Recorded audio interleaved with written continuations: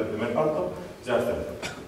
Berraco, animal macho de la especie porcina después de la pubertad que se dedica a la reproducción. Aquí ya llega casi la primera pregunta, porque hay mucha gente que pregunta, ¿y un berraco de cela y un berraco vasectomizado es berraco? Pues sí, sí, porque se dedica a la reproducción general de la granja, no a reproducirse. ¿Cuál es el problema de esto? Pues el problema de esto se llaman 6 metros cuadrados. 6 metros cuadrados. Ese es el problema que se llama esto. Un berraco tiene que tener 6 metros cuadrados y además tiene que ver otros congéneres. Ese es el problema de llamarse berraco. Un cerdo de producción es el cerdo de más de 10 semanas de vida hasta sacrificio a muerte. Pongo esto también porque hay una cosa curiosa en esta legislación, que una cerda joven y un cerdo de producción hay un momento de su vida que se solapa. Una cerda joven es desde la pubertad hasta el primer parto, cuando es joven. La pubertad, ¿cómo la determinas? ¿Con una cubrición o que sale cero? Pero antes de eso, o antes de que determines que una cerda es puber, puedes decir que es una cerda de producción, un cerdo de producción. ¿Qué es lo importante de esto? De un cerdo de producción. Los requisitos de espacio son 1 metro cuadrado por animal. ¿Una cerda futura reproductora, desde un punto de vista productivo, habría que darla solo 1 metro cuadrado por animal? No, es una locura. Pero desde el punto de vista real decreto se puede hacer. O sea, es diferente lo que se puede hacer de lo que hay que hacer. Desde el punto de vista real decreto, tú la puedes dar 1 metro cuadrado por animal hasta que la cubras. Desde un punto de vista productivo, pues obviamente yo creo que todo el mundo sabe cómo hay que manejarlas. Las autoridades competentes del Real Decreto son el Ministerio de las Comunidades Autónomas. Por eso nuestro énfasis en tener un documento consensuado entre las comunidades autónomas y el Ministerio, para que todo el mundo sepa exactamente lo que se tiene que hacer, porque al fin y al cabo son ellos los que van a decidir si algo está bien o algo está mal. Cuanto menos dudas tengamos sobre eso, muchísimo mejor. Esta ya sabéis que son las tablas de la densidad, ya es de aplicación, así que yo creo que casi todo el mundo lo conoce, para cochinillos destetado y cerdos de producción, excluidas las cerdas y las cerdas jóvenes, puesto que requieren otro tipo de densidades. Lo que ya sabéis que desde la 4ª semana después de la cubrición hasta antes del parto, las cerdas y las cerdas jóvenes tienen que estar enviadas en grupo, con una densidad del grupo normal y corriente de 6 a 39 animales, 2,25 para las cerdas y 1,64 para las cerdas jóvenes.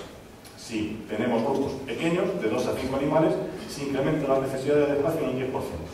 Yo aquí lo he puesto a control de decimales. Normalmente, en casi todos los documentos veréis que son 2,48 para las cerdas y las cerdas jóvenes 1,81. Y para los grupos de más de 40 animales, grupos grandes, se reduce las necesidades de espacio, por lo tanto, quitamos un 10% de la necesidad de espacio para grupos de más de 40 animales, 2,03 metros cuadrados por cerda y 1,48 metros cuadrados por cerda joven.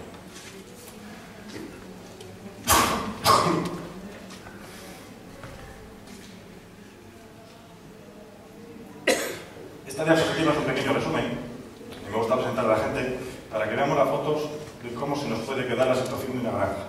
Vamos a dividirla en 3 partes. La primera, cubrición, gestación, desde la cubrición es la semana de cubrición, por así decirlo.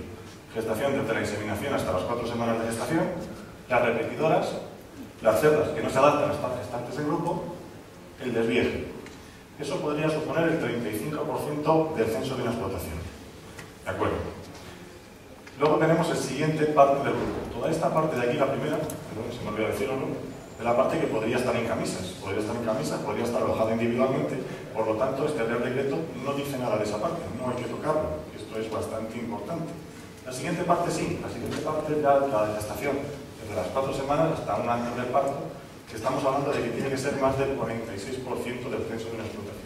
Estos cálculos están hechos pues muy a la baja, con una explotación, pues dice casi con un 20% de repeticiones, con cerdas con un 5% de cerdas no adaptadas. O sea, estos cálculos sí que son un poco a la baja y una explotación normal y corriente nos podremos encontrar con que lo normal sería un 50% del censo de una explotación que esté en grupos.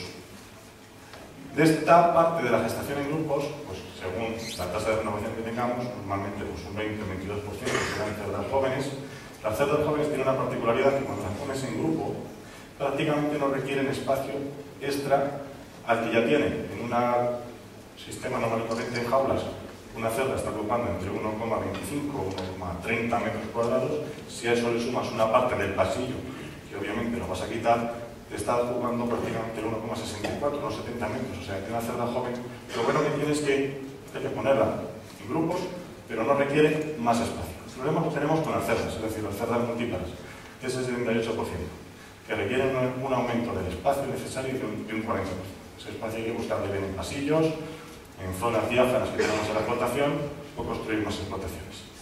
La tercera parte de la granja serían los partos. Los partos tienen una particularidad. En este Real Decreto los destetes son a 28 días. Es obligatorio destetar a los 28 días. ¿Hay que hacerlo? Sí. ¿Se puede hacer antes? Sí. Se puede destetar a los 21 días. ¿Cuándo? Pues cuando esté comprometida la salud del lechón, cuando esté comprometida la salud de la cerda, o si tenemos algún sitio limpio, desinfectado y con vacío sanitario donde mover los animales. Es decir, ¿hay que destetar a 28 días? Sí. ¿Se puede destetar hasta una semana antes? Sí. No hay ningún problema. Estos cálculos que veis aquí es más que nada para que veáis que normalmente en una explotación con más de un 46% de su censo que esté en parques debería estar adaptada. ¿De acuerdo? El problema de este Real Decreto es que si no se hacen obras posiblemente de ampliación o no tenemos muchos espacios diáfanos dentro de la explotación, podemos perder hasta un 10 o un 15% del censo. Como lo que vamos a ver y lo que necesitamos es espacio, metros cuadrados, hay que contar ese espacio. Ese espacio obviamente es el espacio que esté a disposición de la cerda en todo momento. Pero aparte hay unas cuantas problemas, preguntas que nos hemos encontrado a la hora de interpretar esto, que son los siguientes. Que son, primero, ¿qué pasa con el espacio dentro de los cubículos o de las jaulas de libre acceso? Una salvedad. Ya, como este Real Decreto y la normativa de bienestar animal prácticamente que van en contra de lo que quiere decir jaulas, pues cuando estamos adaptados ya no llamamos jaulas, porque no van a ser jaulas, los llamamos cubículos. Simplemente una nomenclatura para que sean casi como las vacas, es un sitio donde puedan estar los animales, no son cubículos. ¿Qué pasa con la parte interior de las estaciones automáticas de alimentación? ¿Qué pasa con los patios exteriores? ¿Y qué pasa con el comedor? Vamos a ir viendo todos. La parte interior de las jaulas, de las camisas, de lo que son los cubículos, todo eso computa dentro de los metros cuadrados que necesita un animal. Es decir, dentro de los 2,25 metros cuadrados que necesita una cerda, los 2,25, la parte de la jaula, entra dentro de esos 2,25 metros cuadrados. Las estaciones automáticas de alimentación. Aquí también puede pasar lo mismo. O sea, el espacio, los metros cuadrados del animal, son todos metros cuadrados donde pueda estar un animal. Lo que pasa es que hay mucha gente que por manejo las estaciones de alimentación las cierran y no las tienen 24 horas operativas. Si están 24 horas al día operativas, ese espacio está a disposición de todos los animales, sí que cuentan como espacio. Si no, si las cerramos, habría que restárselas al total de la sala. Obviamente, lo que sí que hay que restar es la parte de obra de la máquina, es decir, la tolva o lo que tengamos, todo lo que sea físicamente, como si fuera una columna que nos encontráramos dentro de la sala. Los patios exteriores, esto sí que era una consulta que nos habían hecho muchos socios porque había gente que tenía patios y quería saber si los patios también se consideraban parte de gestación.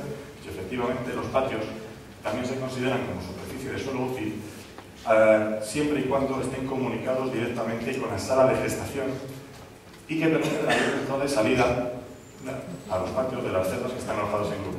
Es decir, si tenemos una sala, que esa sala requerimos 10 o 12 metros más para calcular y dar metros cuadrados a todas las cerdas que tenemos, sí que podemos hacer un patio adosado para ganar esos metros, pero tiene que haber una comunicación directa.